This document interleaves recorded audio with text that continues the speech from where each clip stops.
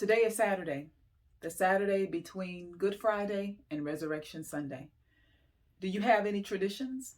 Most people on the weekends make the last of their holiday shopping at the department stores, at the grocery stores. But many Christians know it as Silent Saturday, the time that literally there's no activity and nothing really recorded in Scripture. It's like everything goes blank.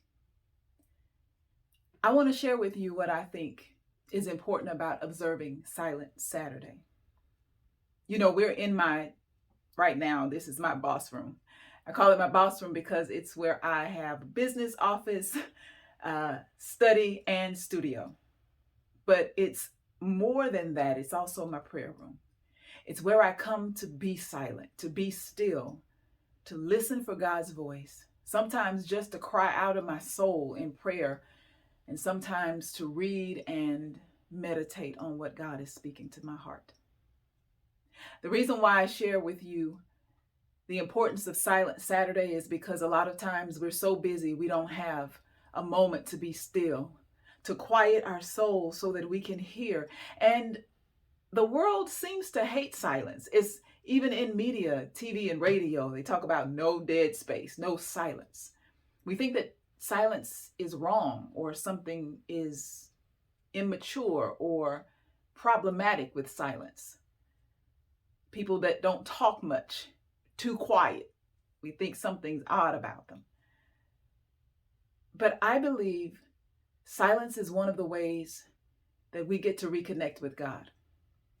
It's important that we learn how to draw in and wrestle with the things that we usually avoid when we try to fill silence with noise, sound, music, TV, activity. What if that Silent Saturday was about not only recognizing how painfully distraught the disciples must have been, thinking through what they had just witnessed, probably the most traumatic event of their lives, and yet God isn't saying anything. There's no word from heaven. And you can probably relate. I know I can. The silence can be so hard to deal with, but I've also found on the other side, if you hold on through the silence, God does speak.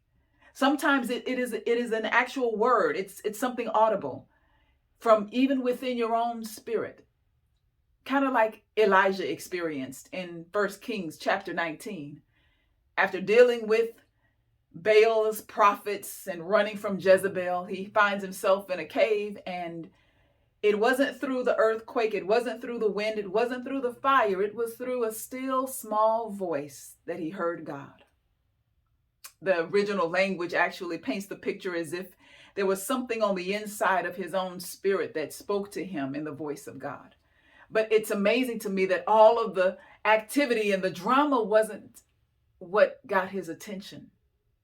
I believe it was when he finally had silence, something quiet and still about the moment that allowed him to hear clearly. I hope in this season, when we're all busy, I'm sure that you'll take a moment for the silence. Think about what the first disciples probably felt. And maybe if you are in a space that you feel like your hopes and dreams have been dashed, or you're disappointed by some plans that failed, trust me, you can count on God to show up. Because even in the silence, there's a promise. On the other side, there's resurrection power. God does speak. Let God speak through even the silence.